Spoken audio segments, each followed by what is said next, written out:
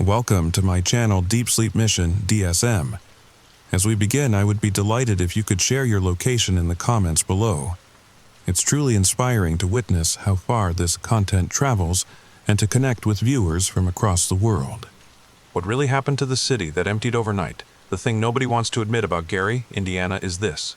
There's a 6-month period between 1983 and 1984 where the city's population records literally don't match up, not by a few hundred people. We're talking thousands.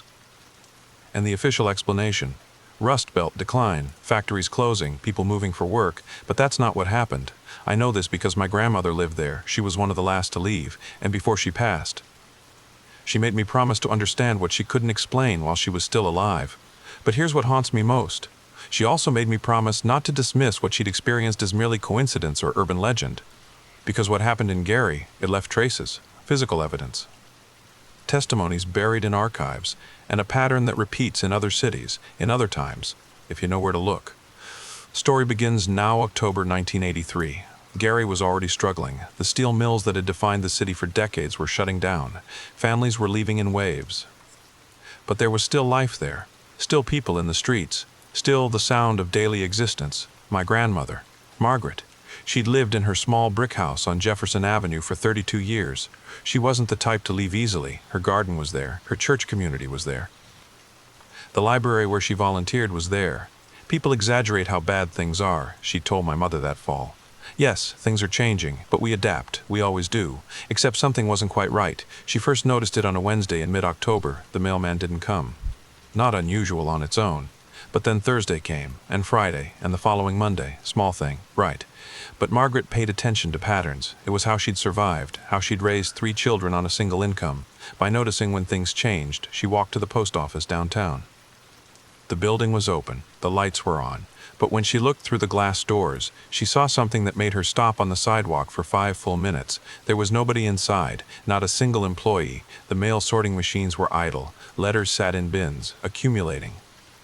Waiting for hands that weren't coming, she found a payphone 2 blocks away and called my grandfather. He'd passed 3 years earlier. Old habit. She used to do this when she was confused or frightened. Instead, she called my mother. Something's wrong here. That's exactly what she said. My mother wrote it down. She still has that note. When my mother asked what was wrong, Margaret couldn't articulate it properly. How do you explain absence when it's everywhere? But nowhere you can point to. Over the next week, the absence grew louder. The grocery store on the corner, usually bustling by early morning, had maybe 3 customers the entire day. The checker, Tommy, a kid in his 20s, wasn't at his register anymore. Nobody mentioned him leaving. His position just sat empty. The neighborhood tavern, where regulars had played cards and drunk beer for decades, closed its doors without notice. The owner, Frank, just wasn't there one day. His wife wasn't there either. Their apartment above the bar, entirely vacant. People started talking, cautiously at first. Then, with a kind of creeping anxiety that settled into the bones of the community like humidity before a storm.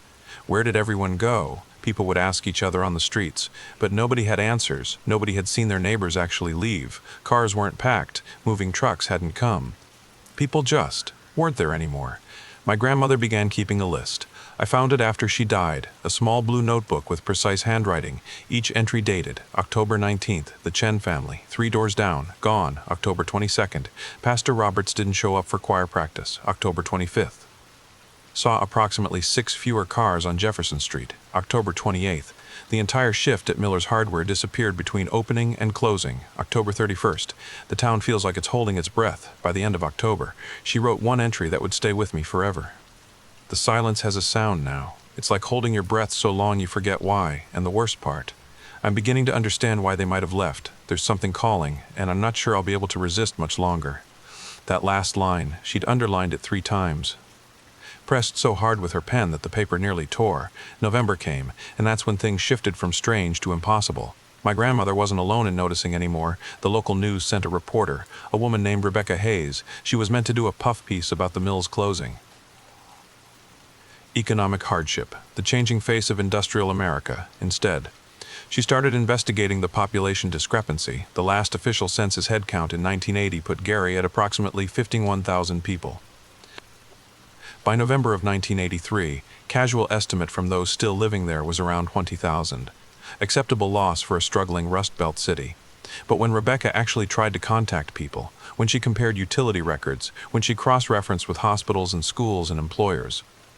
The numbers didn't make sense, not just that people had moved, but that people had vanished, in such specific ways that it created a kind of statistical impossibility. A woman would call in a utility disconnect request, then her entire family would vanish before the disconnect took effect.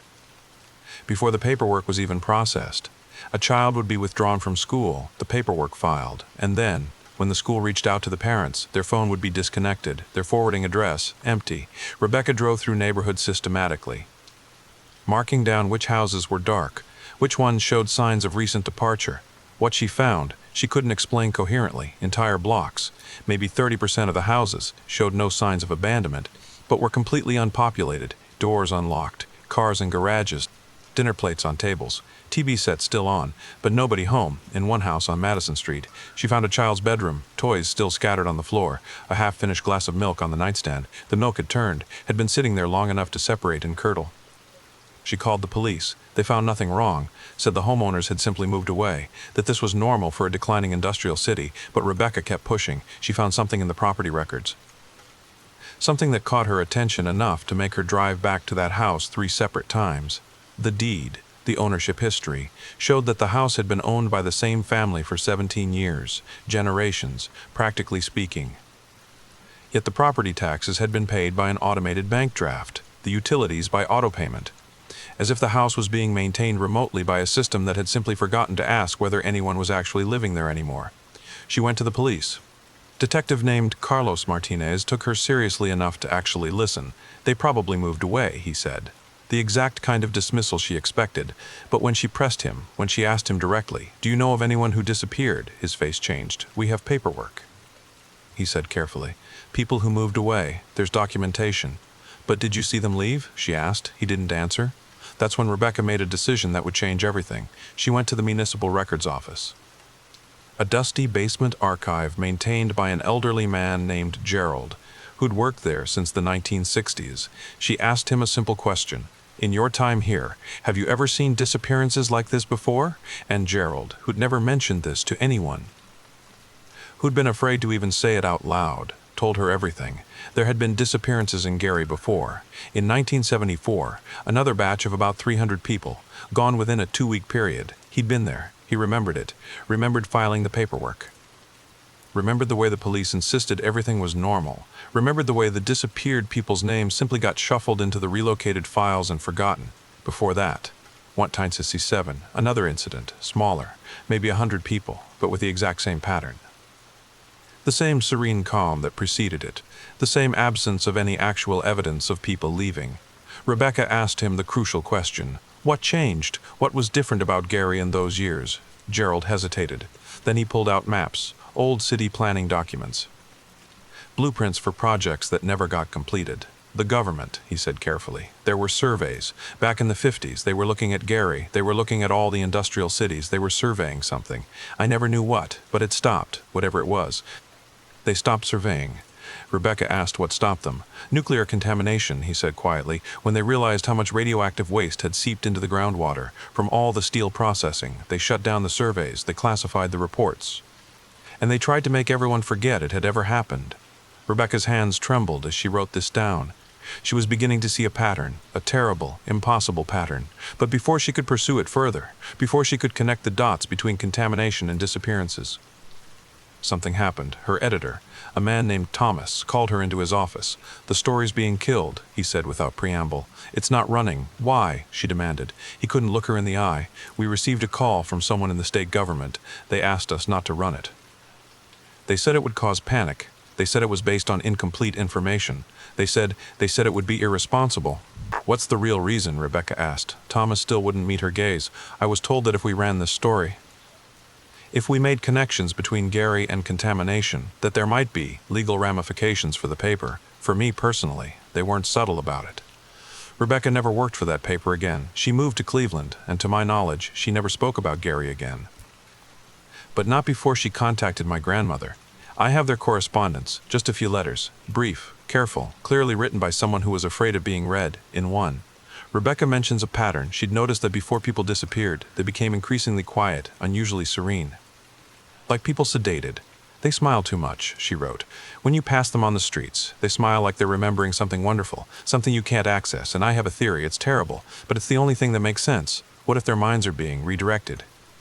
What if they're not being taken, but being called, being summoned by something in the water, in the ground, in the air itself, something that wants them to go somewhere else, and they're going willingly, peacefully, because on some level, their bodies remember what the contamination has done to them, and they're going to where they belong. My grandmother underlined that sentence 3 times, and in the margin, she wrote a single word. Yes, December 1983, winter settling in, Gary transformed into something unrecognizable.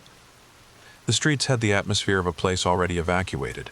The remaining residents moved through their days with a strange formality, like they were actors, playing roles from memory. Schools remained open, but with maybe 40% attendance. Teachers showed up dutifully and taught empty classrooms. It would have been tragic if it weren't so utterly surreal. My grandmother visited the library where she volunteered. Her supervisor, Dorothy, was there, shelving books in perfect, methodical order. "Where is everyone?" my grandmother asked. Dorothy turned, smiled that strange, too, wide smile that Rebecca had mentioned.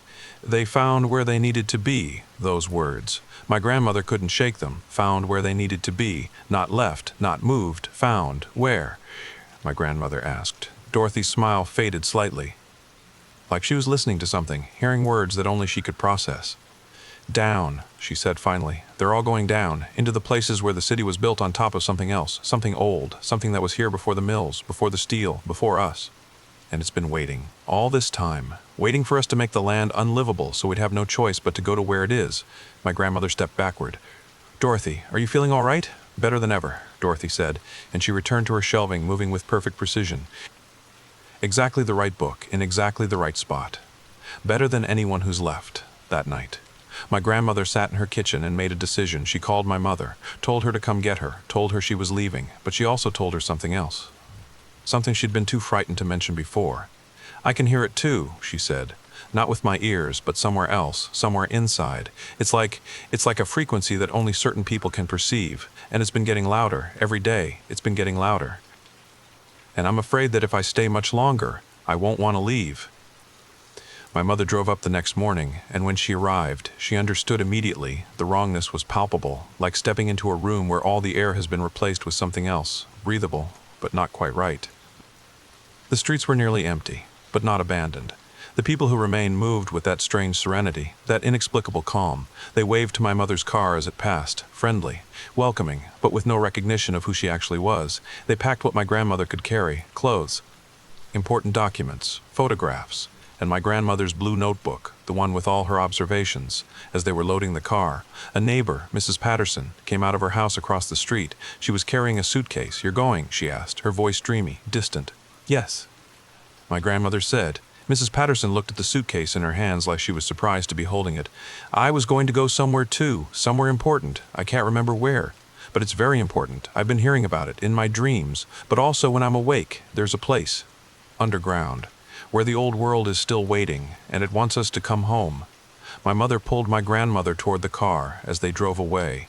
They passed street after street of houses where lights were on, but nobody was visible, and in some windows they could see figures, standing perfectly still, facing inward, toward the darkness of their own homes. But in the basement windows, in the spaces below ground, they could see movement, shadows, figures that seemed to be gathering, waiting. My mother drove faster. My grandmother lived another 26 years. She never spoke much about those few months, but toward the end, as dementia was beginning its slow work on her mind, she would sometimes mention Gary. "They came back," she said once. "Not all of them, but some did." My mother took her literally at first. Assumed she meant people had moved back to the city as the economy shifted. But my grandmother clarified, "Not like that. They came back different. They were looking for something they'd left behind. Or maybe something else was looking for us, and it was using them to do it." After she died, I did research. What happened in Gary was partially documented. By 1985, the population had stabilized around 115,000, well below pre-1983 levels. But the exodus had stopped. People came back, slowly, quietly. They opened restaurants, rebuilt businesses, started churches again.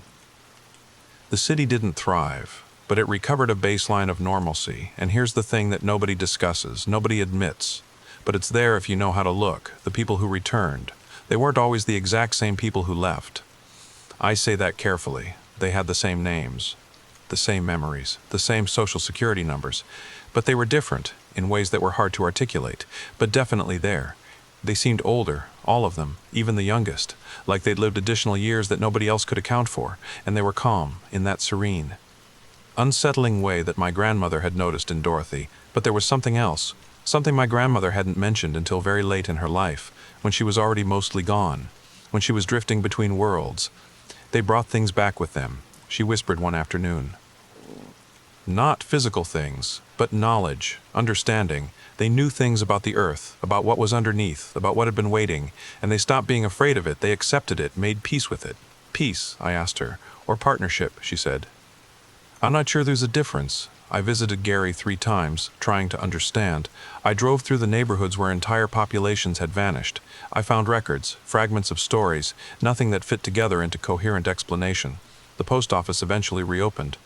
The library.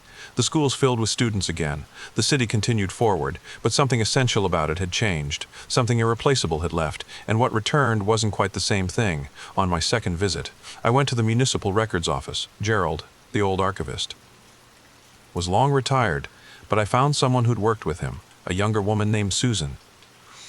I asked her if she knew anything about the disappearances in 1983. Her face went very still. Why do you want to know? She asked carefully. My grandmother lived there. I said, she experienced it. She never recovered from it. Susan was quiet for a long time. Then she took me to a restricted section of the archives, files that were marked not for public distribution. There were hundreds of them, documenting contamination levels in Gary's groundwater, dating back to the 1960s. Showing increasing concentrations of radioactive isotopes, showing calculations about how long it would take for the water table to become toxic, showing projections about mutation rates, neurological changes, what the government had called unexpected behavioral modifications. They knew. Susan said quietly, in the 70s, they knew what was happening to the water, what it was doing to people, and they documented it all, classified it, and then they waited. Waited for what? I asked. For the population to figure out they weren't safe here anymore, Susan said. Except they didn't want people to evacuate in panic, so they let the contamination do the work, let it change people's brains in subtle ways, let it make them want to leave, but not in a way that caused chaos, in a way that seemed natural, organic. What about the ones who came back? I asked. Susan hesitated. The ones who came back, the stories about them are strange. They don't show mutation markers like you'd expect. It's like the contamination changed them, and then something else changed them back, or changed them further, into something the contamination couldn't touch. I left Gary that day with more questions than answers, but I kept researching, and I found something. Something that connected Gary to 3 other cities, all industrial centers, all built on groundwater contamination, all experiencing identical population patterns in the same years. Pittsburgh. 1978, 2,000 people vanished over 3 months. Youngstown, 1981, 1,500 people gone, no explanation. Flint, 1986, mass exodus, then selective return. The pattern was unmistakable, and it was still happening. My grandmother, before she died, made me promise to tell this story. Not to explain it, she said that was impossible, but to bear witness to it, to let people know that Gary, Indiana, didn't just empty because of economics. Something else happened there, something between, something that understood the land better than we do. Something that had been waiting beneath cities for decades, maybe longer, waiting for the moment when the ground itself became toxic enough that humanity would be forced to acknowledge something was very wrong. And when that moment came, when that realization started to dawn, the thing that had been waiting, it moved. It called. It invited people down, into the depths, into spaces beneath the city where the old world still existed, where contamination couldn't reach, or where it meant something different, and the people who returned, they came back with knowledge. With acceptance, with a strange peace that unsettled everyone around them. If you visit Gary now, if you walk those streets, you might notice that smile, that serene expression, on certain faces, the smile of people who've made a bargain with something beneath their feet. Something patient and old and hungry for connection. And you might wonder, if you're ever visiting Gary, if you start to feel that strange peace settling in, that inexplicable calm, whether it's the city finally healing, or whether it's something else entirely. Something that's still looking for room to grow, something that's still calling from below. What I haven't told you yet, what my grandmother made me promise not to tell anyone until I was old enough to understand the implications, is that the contamination, The thing that had been leaking into Gary's groundwater for decades. It wasn't just a byproduct of steel production, it was intentional. In 1952, a classified government project had begun beneath Gary, deep underground, part of something called the Continental Reclamation Initiative, which was supposed to be about environmental remediation, but was actually about something else entirely. They were building. My grandmother found documents, hidden in boxes that Gerald had given to Rebecca, that Rebecca had passed on to my grandmother before disappearing into her new life in Cleveland. Blueprints for structures, carved into bedrock, systems for water circulation, for energy transmission. Specifications for chambers and conduits that served no purpose documented in any official capacity, and radiation. Isotopes that weren't natural byproducts of industrial processes, isotopes that were actively introduced into the water supply, in measured, calculated amounts for decades. They were tending to something. My grandmother wrote in her final notebook, growing something, nurturing something that lives in the rock and stone and earth beneath our cities, and Gary was the experiment, proof of concept. A test to see if you could make a dying industrial city into a nursery for something else, something that predates human civilization, something that only needs the right conditions to wake up, I asked her once, before she died, if she'd ever been called, if she'd ever heard that sound in her head. That frequency that only certain people could perceive. Yes, she said, every day, every single day for the rest of my life, but I resisted it, I held on to myself, I refused to go down, and sometimes I wondered if I made a mistake, if I should have gone, if I should have seen what they saw, known what they knew. Would you go back? I asked her. She was quiet for a very long time. If I could, she finally said, if my body would still let me, if the call was still as strong as it was. Yes, I think I would. Because I've spent my whole life being afraid of things I don't understand, and right before I died, I realized that's no way to live, being afraid. It's a kind of death that happens while you're still breathing. The last time I visited Gary, it was 2019, 36 years after my grandmother left. The city has changed. There's been some revitalization, some hope, new businesses, young people moving back. They're trying to make it work again. But if you know where to look, if you pay attention to the details, you can still see the marks of what happened. Certain neighborhoods where the trees grow strangely, where the grass is always a shade too green, utilities that pulse and flow in patterns that don't match the official documentation, people whose eyes sometimes unfocus, like they're listening to something just beyond the range of normal hearing. And in the evening, when the sun goes down and the city settles into darkness, you can sometimes see lights beneath the streets if you're paying attention, if you've opened yourself to the possibility that not everything in our world is illuminated from above. Some things, some important things, shine from below. My grandmother's final entry, the last thing she wrote in the blue notebook, was this. I understand now why they stayed, why they chose to go down into the earth instead of running away like I did. It wasn't fear that drove them, it was recognition. Recognition that the world we'd built on top of everything else was unstable, was already failing, and that there was something beneath, something true and ancient and honest, that was willing to accept them as they were, mutations and contamination and all the damage we'd done to ourselves. And that felt like love, or close enough to love, that they couldn't refuse it. But I refused it, and I lived, and I watched from the surface while the world continued to crumble, and I'm not sure anymore which of us made the right choice. What do you think happened in Gary that winter? Was it contamination? Was it something worse? Was it something that wasn't a threat at all, but an opportunity, an invitation? Something we rejected because we weren't brave enough to accept it? Comment below with your theories. Share your own stories of places that felt wrong. Places where you sensed something beneath the surface. And subscribe because next week, we're investigating the Continental Reclamation Initiative, the government project that built something under American cities, and is possibly still building, even now, even as we speak. Even below where you're sitting right now, the scariest stories are the ones buried in plain sight, in census records, in old newspapers, in the memories of people who refuse to talk about it, in the classified files we'll never read, in the places we've been told not to go, in the ground beneath our feet, waiting patiently for us to realize that maybe, just maybe, our fear of the unknown has cost us something irreplaceable. What happened in Gary, and what's happening to the cities you live in? Right now, you tell me. Story number 2. Listen carefully. My name is Marcus Webb, and I need to tell you something about the Trans-Alaska Pipeline that nobody else will, something the engineers don't talk about anymore. Something I discovered while monitoring flow rates for Alaska Pipeline Service Company. By the time this story ends, you'll understand why the pressure gauges tick differently at midnight, why maintenance crews request reassignment, and most importantly, What happens when you find out the pipeline isn't just moving oil south, it's moving something back north. Now, the story begins. I took the job because Anchorage was suffocating me. After my wife left in 2019, the thought of staying in Seattle felt like drowning in old memories. The Alaska Pipeline Division offered decent pay, remote monitoring stations, and something I didn't expect, isolation. Not the kind that hurts, but the kind that heals. My station was 70 miles north of Prudhoe Bay, where the tundra stretches so flat that your eyes hurt trying to find the horizon. The facility was small, just a control room, 2 monitoring stations, and a bunkhouse.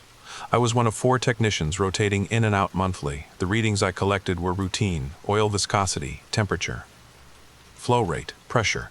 Everything fed into the main servers down in Valdez. I'd spent 2 weeks in training learning the systems, and they seemed straightforward. Move the oil from the northern oil fields down to the refineries. Simple. Except, on my 3rd week, I noticed something odd. The flow direction indicator would occasionally reverse, just for seconds. A blip that shouldn't happen.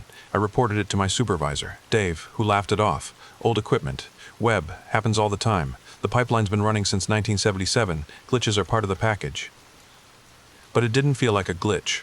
I started logging these anomalies in my personal notebook, not official records, just observations, 3 times a day.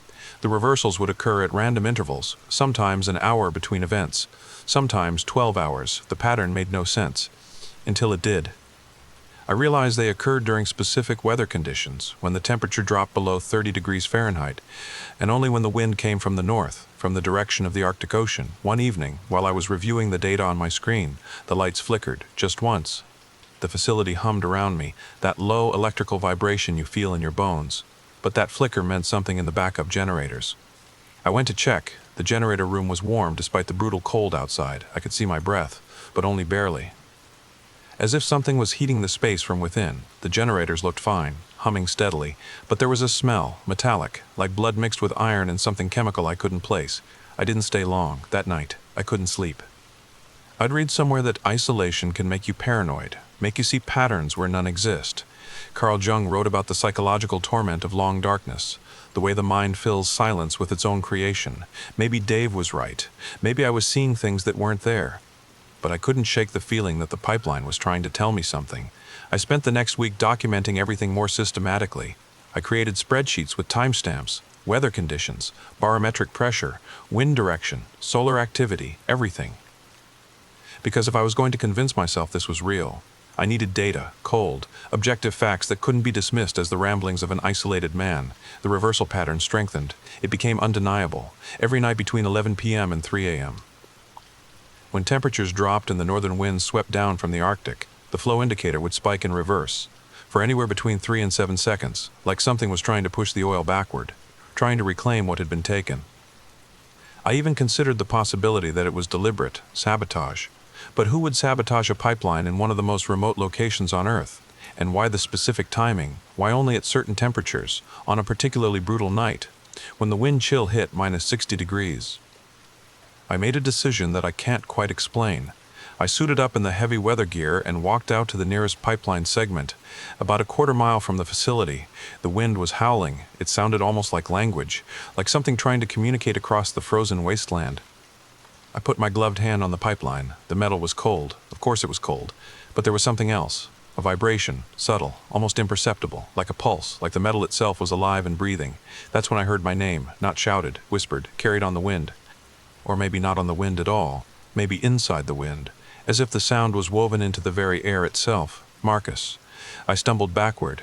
My heart was hammering so hard I thought it might burst through my ribs. I ran back to the facility. My hands were shaking so badly I could barely key in the security code, but the sound had been real. I wasn't imagining things. Something had spoken my name. My second month brought a new rotation mate, Thomas, a guy in his 50s who'd worked the pipeline for 18 years. He was quiet, professional, and immediately strange. On our first evening together, I mentioned the flow reversals. Thomas went very still. He set down his coffee slowly. "Don't talk about that," he said. "Just like that. What do you mean?" I asked. "Dave told you to ignore them, so ignore them." He turned away and wouldn't look at me for the rest of the night. But I couldn't ignore them, because the reversals were increasing. What started as 3 times daily became 5, then 8, then constant stuttering pulses, as if something was fighting back, pushing against the flow of oil trying to move south. I wanted to ask Thomas more. But he avoided me. He'd spent hours in his bunk, even during his shift. I'd cover for him while he lay there, staring at the ceiling. One afternoon, I found him in the equipment room, just standing, looking at the pressure gauges, not recording anything, just staring. "Thomas, you okay?" I asked. He didn't answer for a long time. Then, in 1994, the pipeline was shut down for emergency maintenance. Something blocked the line up north, something that shouldn't be blockable. He turned to me, and I saw genuine fear in his eyes. They cleared it, got it running again, but everyone who worked that maintenance crew, none of them came back for a second rotation. "What was it?" I whispered. They never said. Official reports called it mineral sediment buildup. He made quotes with his fingers. "But sediment doesn't cause reversals. Sediment doesn't have intention." Before I could press him further, the alarms went off. The sound was unlike anything I'd heard in the facility, not the usual flow alerts, but something deeper. A low-frequency wail that made my teeth ache. Every alarm on the console was screaming red. Thomas ran to the controls. His hands moved with practiced urgency. The northern checkpoint, the pressure's spiking. It's spiking from inside the line. In all my training, I'd been told never to let it exceed 1200 psi. We were hitting 30-50, 40-40-50, 40-50-50. The pipeline was being pushed from the inside, like something was pumping its way south, not oil, something else. I watched Thomas's face. He was whispering something, under his breath. A prayer, maybe. Then, just as suddenly as it started, the pressure dropped. All at once, every gauge fell to zero, and the facility went silent. We stood there, breathing hard, staring at screens that showed nothing. "We report this," I said. "We call Valdez. We tell him what happened." Thomas looked at me. His face had aged 10 years in 10 minutes. "No, we don't. You report this, and you'll be like everyone else who knew too much." "What do you mean, like everyone else?" He walked to his bunk without answering. The next morning, he requested emergency transfer. His replacement arrived via helicopter. A woman named Sarah, new to the pipeline, cheerful and oblivious. She didn't know about the reversals or the pressure spike, and when I tried to tell her, she looked at me like I was losing it. Maybe I was, but I had questions now, real questions. Thomas had mentioned 1994. That was 30 years ago. Surely there would be records, documentation, something that hadn't been scrubbed from the official databases. Late one night, when Sarah was sleeping, I accessed the facility's archive server. It was supposed to be restricted. But the security protocols were older than I was, within minutes. I was downloading maintenance records from the 90s, and there it was, June 14th, 1994. Emergency maintenance order issued for the Prudhoe Bay segment. The reported issue was pressure anomaly and flow obstruction. A team of 12 engineers was dispatched. They worked for 72 hours straight. The records noted that they encountered biological material in the pipeline that couldn't be identified. Biological material, not oil, not sediment, but something that was alive, or had been alive. The report was classified immediately after, but whoever filed it had left fragments of data, mentions of thermal signature and moisture content inconsistent with known organisms, and most chilling of all, evidence of organized movement. One of the engineers on that team was named Dr. Michael Garrison. I found his contact information listed in an old company directory. He was based in Fairbanks. I called him. It was risky, but I had to know. When he answered, the first thing he said was, "Who gave you my number?" "I found it in the pipeline records. The 1994 maintenance team." There was a long silence. Then, "You shouldn't have found that, and you shouldn't be calling me. I'm a technician at Prudhoe. I'm experiencing the same anomalies you encountered. I need to know what you found." "Longer this time. Meet me in Fairbanks tomorrow. There's a coffee shop called the Steaming Cup on College Road. Come alone. Tell no one." He hung up before I could respond. I told Sarah I was taking a personal day. She didn't care. I caught a supply helicopter heading south and was in Fairbanks by noon. Dr. Garrison was sitting in a corner booth when I arrived. He was in his 70s now, thin. His hands trembled slightly as he held his coffee cup, but his eyes were sharp, haunted, but sharp. "You're Marcus Webb," he said. "Not a question. How did you?" "Because I've been waiting for someone like you to call for 30 years. He gestured for me to sit. I couldn't talk about it then. There were NDAs, threats. They made it clear that discussing what we found would result in, let's say, professional consequences. But you need to know. Someone needs to know, before it's too late." He told me everything. The maintenance team had been dispatched because the pipeline pressure was fluctuating wildly. The initial theory was equipment malfunction, but when they opened the pipeline to investigate, they found something that no one had any category for. It was a living organism, or multiple organisms, clustered together, moving through the pipeline like it was water. It was dark, amorphous, with structures that resembled cells, but cells of impossible size and organization, and it was warm. Despite being in the middle of the frozen permafrost, it was generating heat. We took samples, Dr. Garrison said. His voice was barely above a whisper. We tried to preserve them. We had them analyzed in secret labs. And what we found, Marcus? What we found violated everything we understood about biology. What was it? I asked. We never determined exactly what it was, but we determined what it wasn't. It wasn't bacterial, not fungal, not viral. It wasn't any known classification of life, but it was alive. And it was old. Carbon dating suggested this is what they tried to keep classified. Carbon dating suggested it could be anywhere from 10,000 to 50,000 years old. My coffee grew cold as I listened. The permafrost has been preserving this organism. Maybe for longer than humans have existed in this part of the world. And then we started the pipeline. We started pumping oil, creating pressure changes, heat, vibration. We essentially woke it up. What happened to the samples? I asked. They stopped growing once they were separated from the pipeline, from the oil. It was as if the oil was feeding them, sustaining them, and when we tried to destroy the samples, they fought back. The containment vessels cracked, the samples dissipated, like they were evaporating. But not really evaporating, more like they were transforming, returning to a state where they couldn't be detected. I felt the blood drain from my face. That's when the company got involved. Dr. Garrison continued, real serious people, government people, they took everything, all the research, all the samples. They made us sign documents that essentially made us bound by silence. They told us that the pipeline would continue operating because stopping it would draw too much attention, too many questions. So they decided to manage the problem. Manage it how?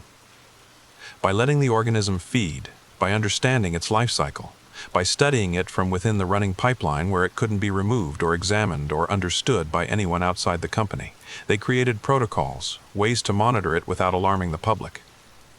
Ways to ensure that the oil flow continued while the organism thrived in its new habitat. Why are you telling me this? I asked. Because the organism is growing. It's not staying dormant anymore. For the first few years after 1994, it was almost quiescent, slow.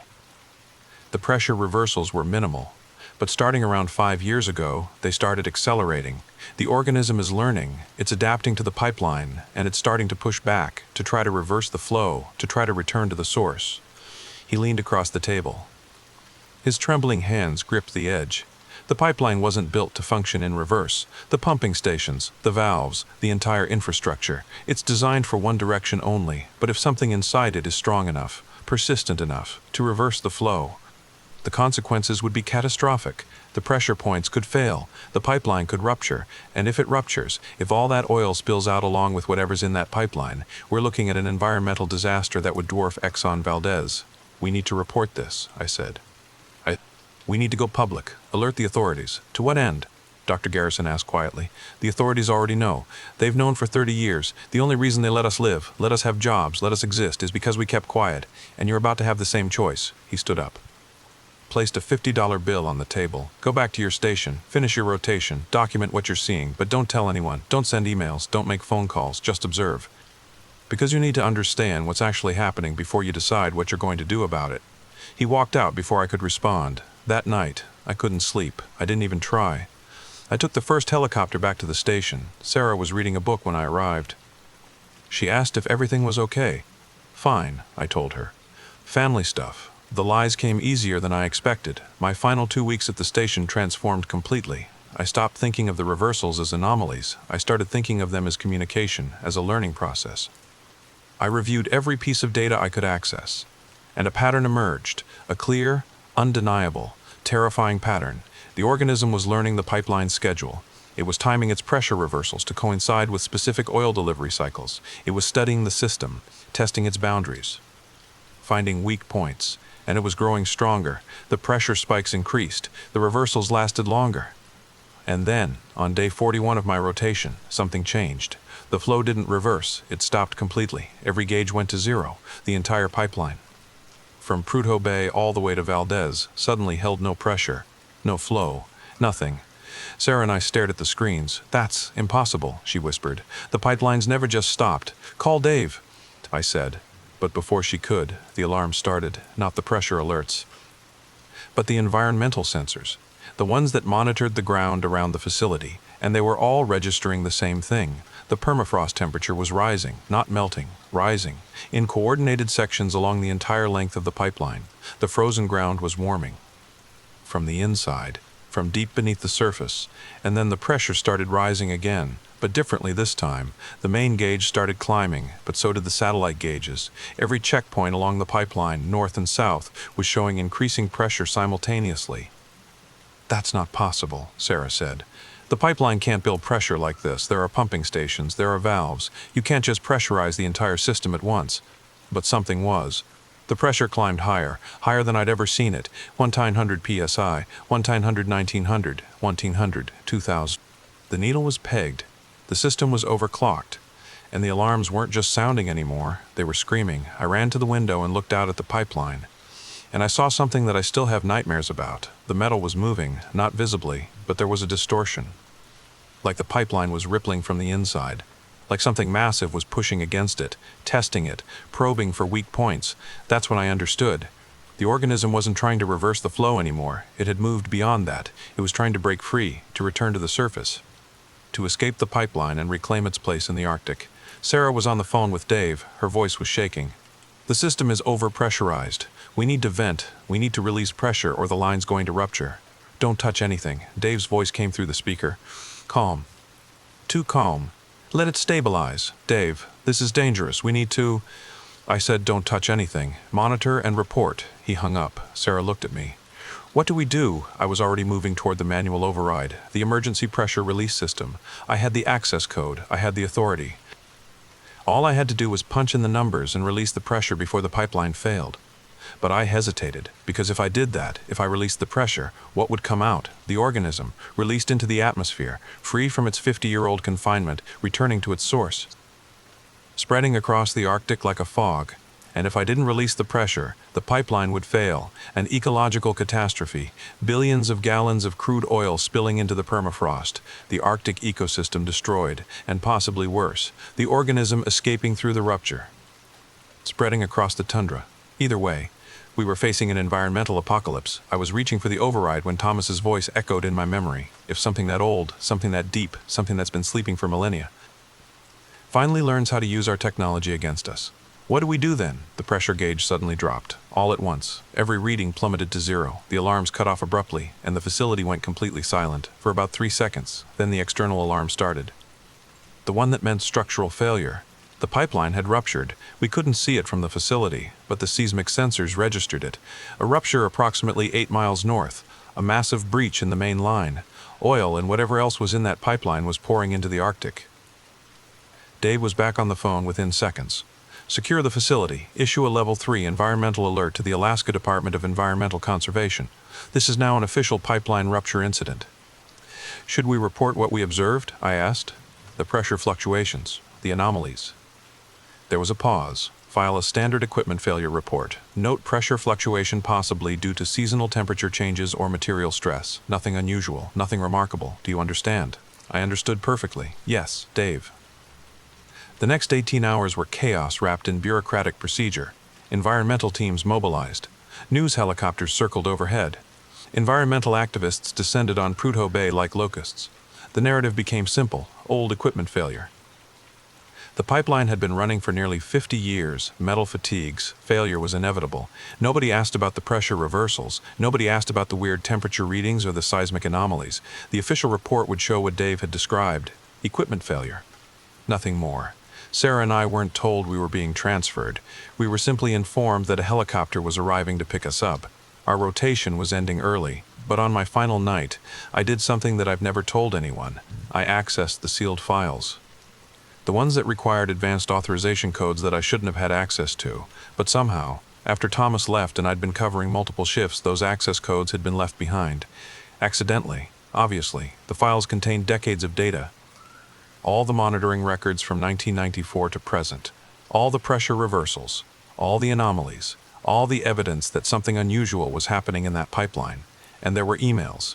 Internal communications between the company and what appeared to be government officials, discussing the organism, calling it by a project name Arctic Echo. The emails indicated that the organism was thriving, that the pipeline had inadvertently created a perfect habitat. The oil wasn't just fuel, it was food, a nutrient-rich medium in which the organism could grow and evolve.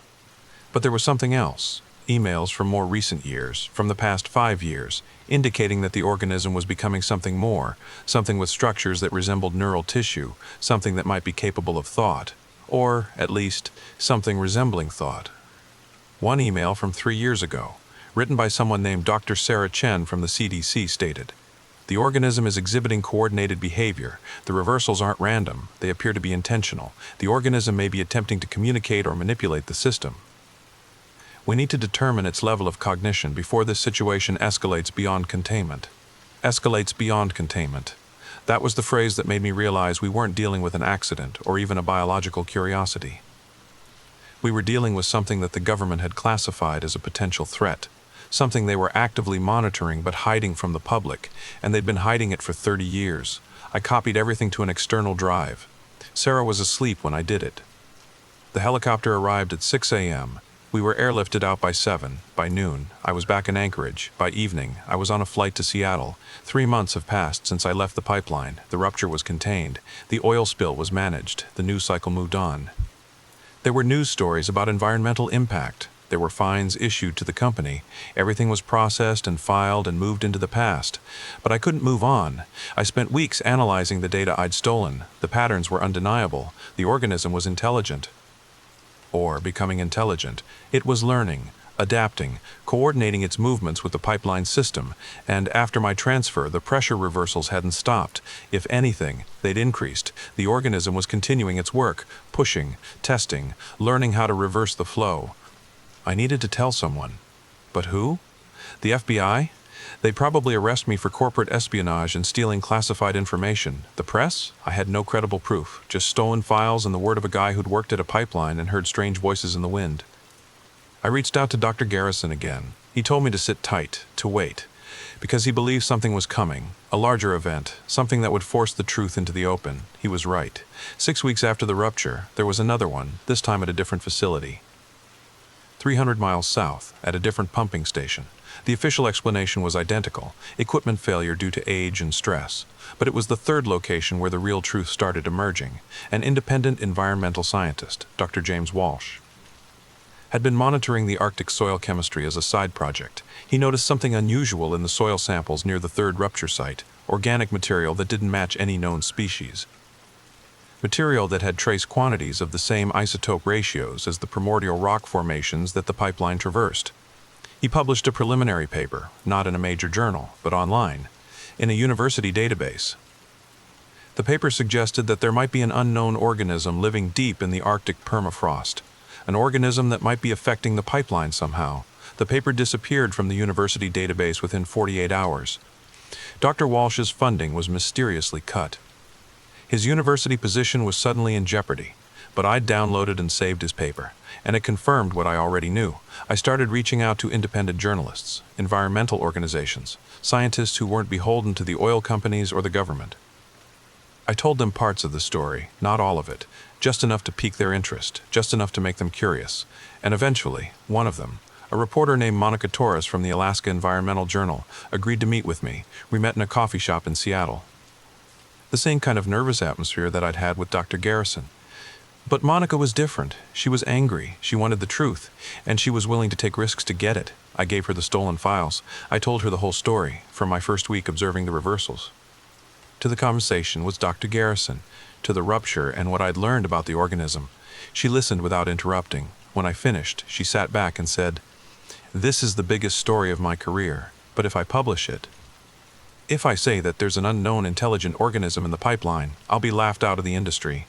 "I know," I said, "but I believe you. And I think this is important. I think people deserve to know. She's been working on the story for the past month.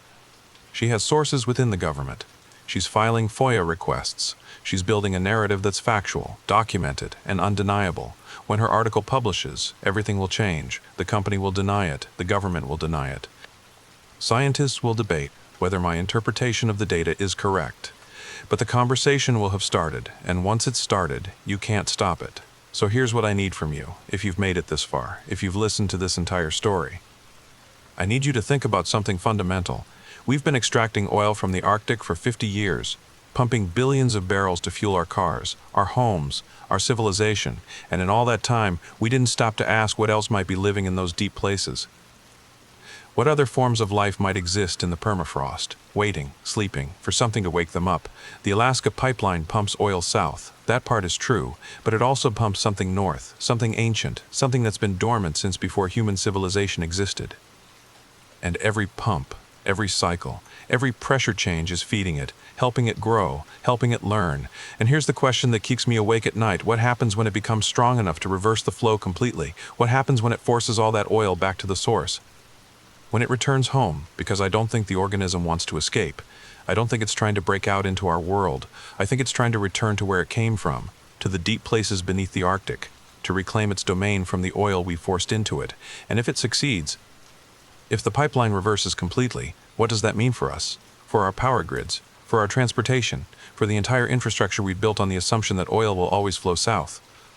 I think we're about to find out. Comment below. Tell me your theories. Tell me what you think is moving through that pipeline. Tell me what you think comes back when something that old finally gets strong enough to push its way home. Because the more of us who know, the harder it is to hide. And maybe, just maybe, if we understand what we're dealing with, we can figure out how to coexist with it instead of destroying each other. Thank you for listening all the way through. This story, this confession, it's been weighing on me for months. Getting it out feels like releasing pressure from a system that's about to rupture. If this unsettled you, if this kept you thinking even after you close your eyes, please subscribe. Please share this with people you trust. Please come back for more stories about the things we don't understand, the things that live in the dark places, the things we wake up when we drill too deep. Because there are other stories, other pipelines, other experiments that went wrong, other things in the deep that are starting to push back, and they're all sending the same message across the darkness. We're aware, we're coming, and we're learning how to use your own systems against you. The pipeline pumps both ways now, and I don't think we can stop it anymore. Good night, sleep well, and listen carefully to the sounds of the wind, because somewhere in that sound, carried across the frozen Arctic, something old is calling home. Thank you for listening.